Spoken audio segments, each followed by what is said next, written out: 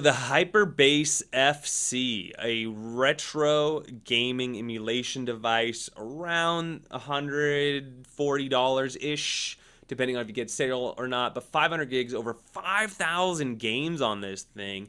Has it frozen on me? Yes. Does it suck? Is it complete garbage? No. Is it amazing? No. Is somebody who, you know, just wants to play some of their old retro games and have a huge collection, just play whatever they want and it works out of the box, would they be happy with this? Probably. They probably would, to be honest. You get two controllers, they're both wireless. It has Android TV if you want to like do some video streaming or sideload some other stuff or play some Android things or get it working on your TV. And then it's fully loaded with thousands and thousands of games. Like, you would never get bored. If you like retro games, you would never be bored. And you can save your state. You could do all the fun stuff. This thing is pretty bulletproof as far as this little single board computer. You can turn it on, turn it off, whatever. And it comes fully installed with Emulate with two different themes, by the way. I'll load up a different theme here in a second. And I'm liking it. I mean, it's a cool little device. Now, I've had way cooler. I've had way cooler devices. But as far as a ROM dump, just like a dump of tons of games, and they sell it on Amazon, so super easy to get, right? Anybody who has an Amazon account can grab one. And it's dual boot. It has everything you want. It looks like a video game console. That's the big thing. It looks like a video game console. A lot of the other ones on there do not. It's cool. Performance-wise, it's lacking. But again, if you're getting this for 8-bit, 16-bit gaming, it works great. The controllers work and everything is mapped. Everything is good to go. So let's go ahead and see the performance. You know, for sure it lacks on the upper end of things. But if you're playing the old retro games, it's got huge collections. It's not a complete catastrophe as far as the front end and the looks and the photos and the everything else. As you see now, it looks pretty. It's beautiful. It's a nice little image. Performance, though, on the upper end, not so great. You're going to see a lot of Japanese titles. So for those of you in North America, you just want English games, you know. Yeah, you got some sorting to go through. But it's got probably one of the biggest collections I've ever seen of games. And for that, and the fact that you can buy it on Amazon, I think it's going to provide some value to people. As far as how would I compare it to some of the best images I've reviewed? Oh, it's a C, it's a D. You know, it's not great. But the fact that this is a plug-and-play device, it's a little compelling. So let's check it out.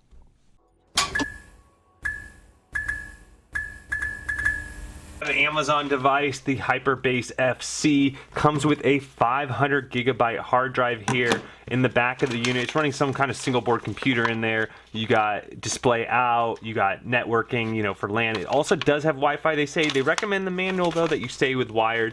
You got the small SD card. At first I was like, man, there's only 8 gigabytes on here, but that's just the operating systems. It is a dual boot, and then that's power here. When I say dual boot, it comes with Android, so you can use it as like a TV box to run your favorite Android apps like Disney Plus, you know, maybe some other like VLC player, Kodi, things like that, or Android-based games.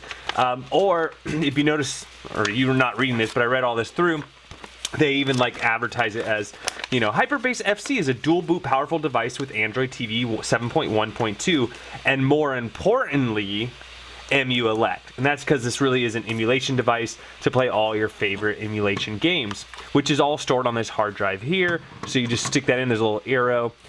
They don't sell it with a sticker, but you can make your own custom artwork here. You know, you can paint it, all kinds of stuff. And then there you go. And you got the 2 USB ports in the front, some ventilation on the bottom. And as far as what these buttons do, it seems like you have a power and a reset. So the wireless controllers, these are pretty typical. You know, they feel like garbage. Look, it even rattles in there. I guess, is that the fob or what's that inside there? They do have an on and off switch on there. Oh, there's your fob inside.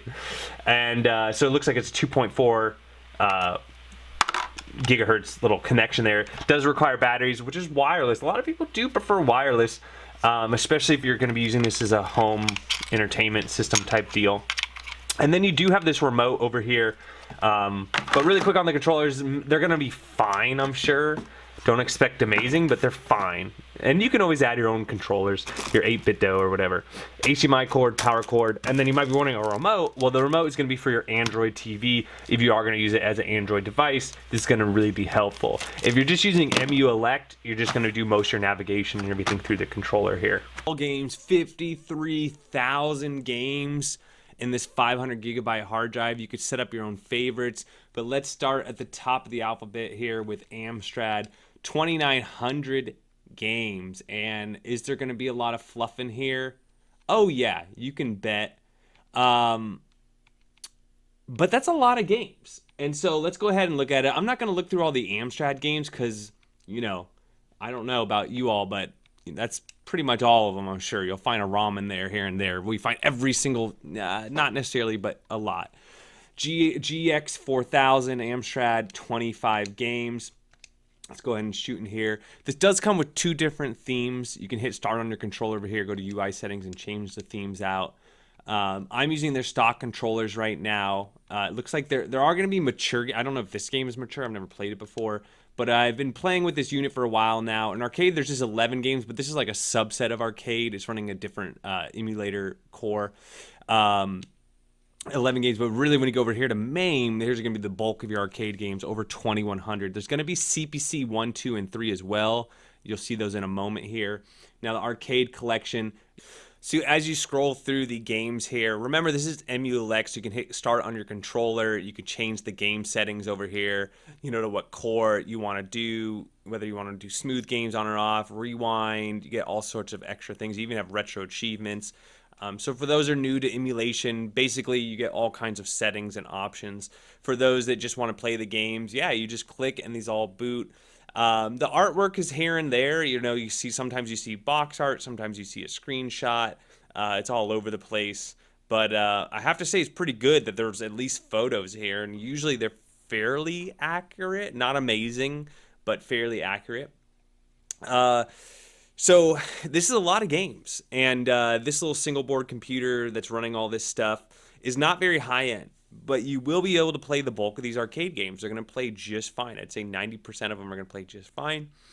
You know, this is kind of I was thinking about the kind of the what makes the system worth the money, and first of all, let's talk about the hardware while we're looking through the games here. You know, the little single board computer in there is super cheap. It's a low end one. It's all over the place. We'll talk about performance in a little bit, but 2 controllers, HDMI cable, remote, power cable, and then the case. The case is kind of cool. It's a Famicom, you know, replica type thing. Oh, and then you get the 500 gigabyte hard drive plus the 8 gigabyte micro SD card, right? So you have 2 storage devices. Anyways, long story short, my math puts it right around $50 in hardware, right? It probably costs them maybe less. They buy in bulk or whatever. So if you're buying this for like $150 or $120, somewhere in that range, you know, you're paying about $100 service fee for them to get all the ROMs, scrape all the art, build out the Emulator, get it all working out really good. And you know, if you were to pay yourself $20 an hour to build something like this, it would take you way more. You'd be, you know, you'd have to do it for like $10 an hour or something like that. That being said, there are free images. People have built free images and put them all over the internet. I get that. So, for the value proposition, these devices, this one in particular is right around the same range as many, many others on Alibaba Express. There's some on Amazon. So as far as that, it's right in line with all the rest. Now, as far as how does this one set itself apart, I would say in general, one, the case, right? You get that really retro looking case, the Famicom console, so it looks really cool. A lot of the other ones I've seen are just really generic. They're little mini PCs. They look like a computer. They don't look like a video game system. I think that's something that sets this one apart. And then the second one is that you have the cartridge with the 500 gigabyte hard drive. A lot of the other ones are like 128 gigabyte or 256 gigabyte. There's lots of duplicates, things like that. I have to say, I have not seen a whole lot of duplicates on this one. Like nothing like we're just blatantly like, are you kidding me? Now, obviously there's like this Mahjong. There's like, you know, probably 1,000 games or whatever. That's fine. At least they're unique games, right? They're not just duplicates of the same game over and over and over again. And they're not giving you the, a different version of the game. So keep that in mind. Is this complete garbage? No. Is there room for improvement? Yes. Like this arcade, like to me, this is annoying. If it was me and I was being very particular, which, if you watch my channel, I've seen a lot of different builds. Yeah, this is way too many arcade games, way too many I would never play. However, most of what I review, I get so many questions with people saying, oh, I don't know how to do that, or I have to, I don't, can you set it up for me? How do I, what's a Raspberry Pi? I get like, right, you got to start from square one. And then, for those people who just want a plug and play console with all these old retro games, this is not a terrible device, right? It's not a big, scam, in my opinion. So I'm going to get into the bad stuff too, though. And let me just repeat it here really quick. Is as I'm making this review, as I'm checking out these games here, it's froze on me multiple times in the menu system. Luckily, these computers, you can just flick them on, flick them off all day long, and they just boot back up. So it's not a huge deal, but, it would be great if it was super stable. And then look at, like, how long it's taking me to go through here. And, like, I don't know about all of you, but the games I would actually play are, like, every 5 games I would play one. A lot of the other ones I could care less about. Now, you can absolutely remove your own games, and you can also add your own games as well. This is Emulate. It's fairly easy. Connect to the network, drag them over. You might even be able to figure out how to hook the hard drive up to your computer. And there you have it. Those are the MAME games. Atari, 594 games. I'm not going to go into each one. It's going to have most of the Atari games. Same with the Atari 800, 2600 games, 5295 games, ST 850, 7865, Atari Lynx 82, WonderSwan 114, WonderSwan Color 91. Okay, CPS 1, let's go into this one. A lot of you like to see what's in here. Kind of continuing on from the arcade games, you are going to have Cadillacs and Dinosaurs, Mercs. There's a lot of the Punisher, really good game. There's quite a few games in the CPS systems. You got the Street Fighters in here as well. I think that's going to be, there you go. We got Marvel Superheroes here. You got Marvel vs. Capcom here. Super Puzzle Fighter 2, Super Street Fighter 2 Alpha, Vampire Savior 2, X-Men vs. Street Fighter, right? Awesome games. Street Fighter Alpha. And those are going to run just fine. And then CPS 3, you got JoJo's, Red Earth, Street Fighter Third Strike, and Second Impact. There you go. This is a nice little one right there. Coleco, you got 146, VIC 20, 174, Commodore 64, 6,500 games, Amiga 2600, Video Pack 28, Odyssey 113, Television 149, MSX 540, MSX 2 518, Vectrex 56.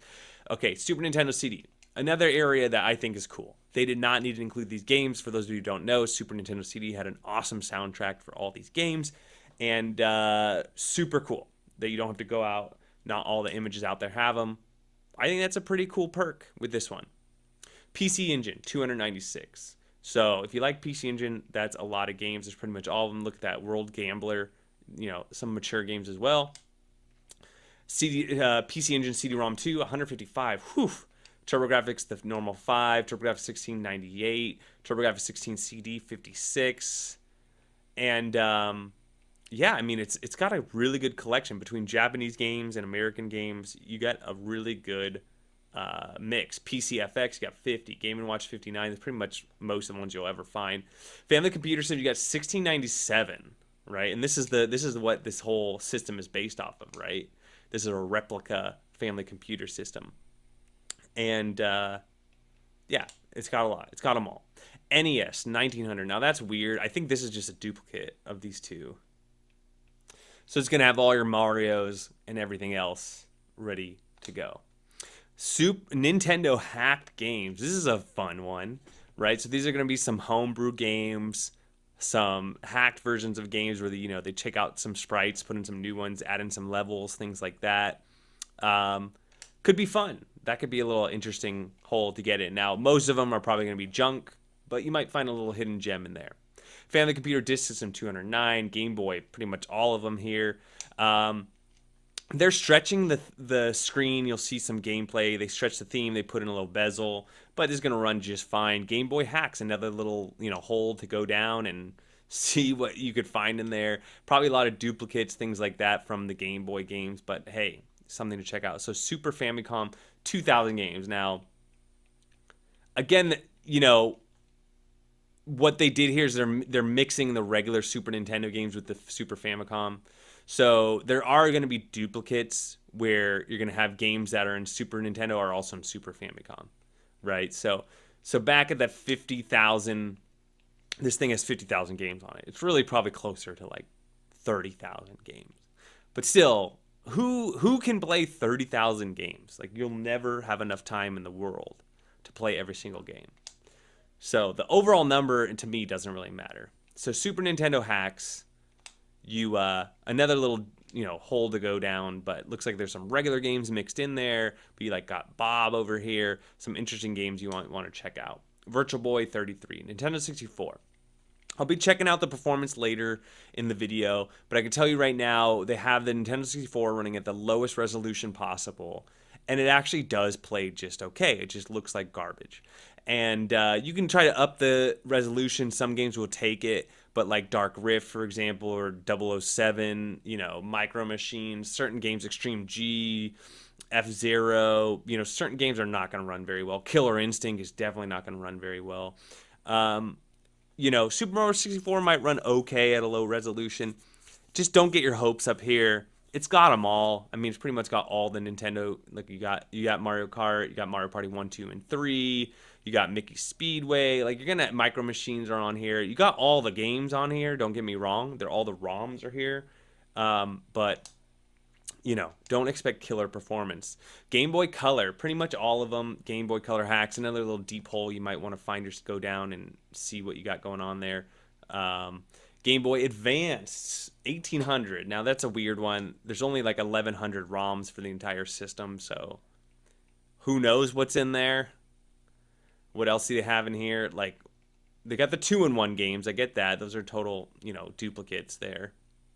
But they're not, when I say duplicates, it's, duplicating the same game, but, from a different iteration of it, that's okay. It's when you see like 3 of the same games. But okay, here you go. Like these Bit Generations. You're going to find some weird stuff, I'm sure, throughout this thing. And looks like there's, okay, so it's a mixture of Game Boy Advance titles for both the American market and then as well as the Japanese market as well. So hey, that could be interesting.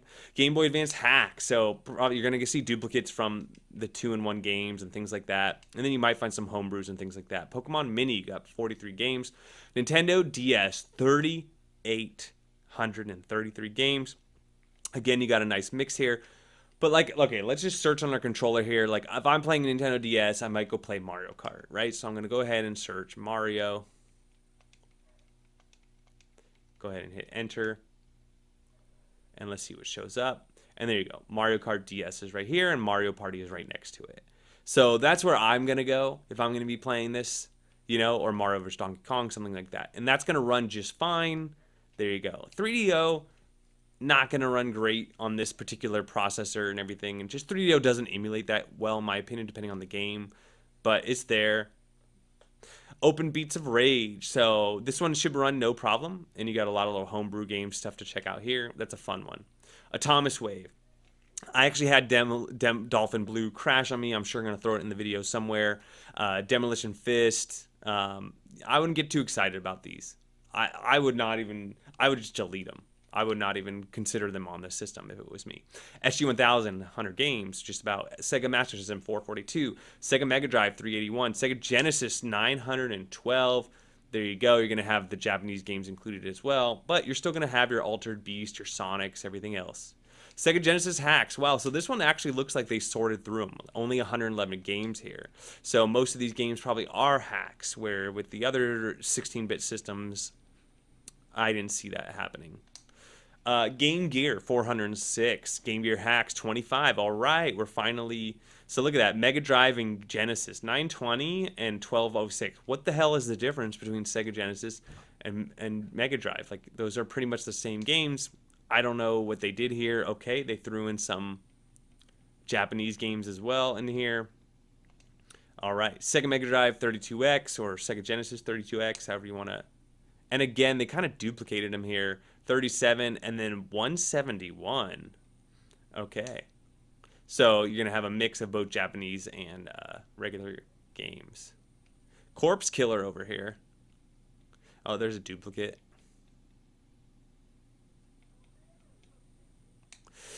Dreamcast, only 9 games. So there you go. Soul Calibur, Power Stone. And those actually run okay. It's not horrible, in my opinion. I'm surprised they didn't put more Dreamcast games. Naomi 54.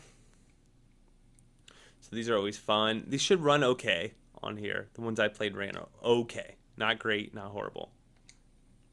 Sharp 68,850, almost Sinclair 70, Sinclair ZX81 only 70, ZX Spectrum 6,161, Neo Geo CD 93, Neo Geo 151, pretty much all of them, Neo Geo Pocket and Pocket Color, pretty much all of them. Now PlayStation 466. So it'll be a mix on the PlayStation front. You're going to see some Japanese games, some English games. You know, this is where the performance drops off. You know, you can see PlayStation will run just okay. It's not amazing. For the most part, it's playable, though. And you'll see a mix of games here. You also have a lot of gambling games here as well. So a little bit more about the system. I'm going to check out it does dual boot. It does do Android TV as well. But so far, I mean, there's a lot on here. You know, there's a lot. You'll see later, I make fun of them. They do have, like, the artwork and things like that are not quite worked out all the way. But the games all load. Like, they're all the right cores selected. The controllers work right out of the box. You don't have to, you know, get them all set up and change your controls per game. You can if you want. You can alter your controls. The Emulate is great. Emulate is really easy to use, especially for newbies alike. So, you know, that's cool. PSP, I wouldn't get excited here. You know, I might play the Metal Slug version here, but most of the other games here, like Daxter, nope, you're not playing that. PSP Minis, yeah, most of these run okay. Some of them free, some of them aren't that great. You know, one of my favorite games is 321 Super Crash, going through the holes. There's some things you might find in there. Supervision, you got 66, and then back to all games.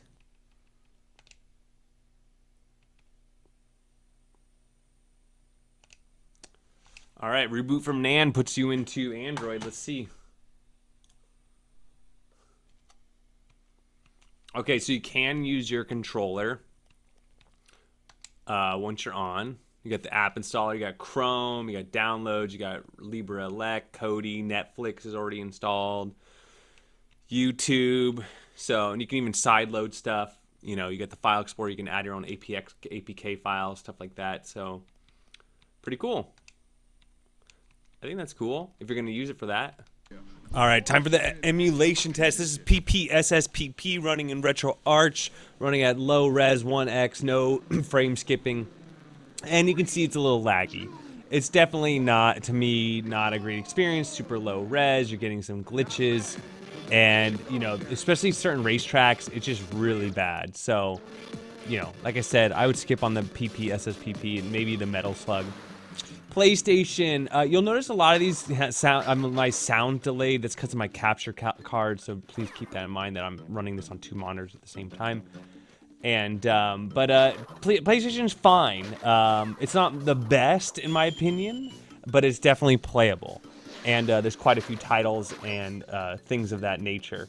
Now, what I didn't mention in the videos too much is that this thing or I think I did at one point, is that this thing did freeze on me a few times. Never in game, but a few times in the menu system. What I think it is it's the theme being so graphically intense, as well as so many games, and so I think it overwhelms it sometimes.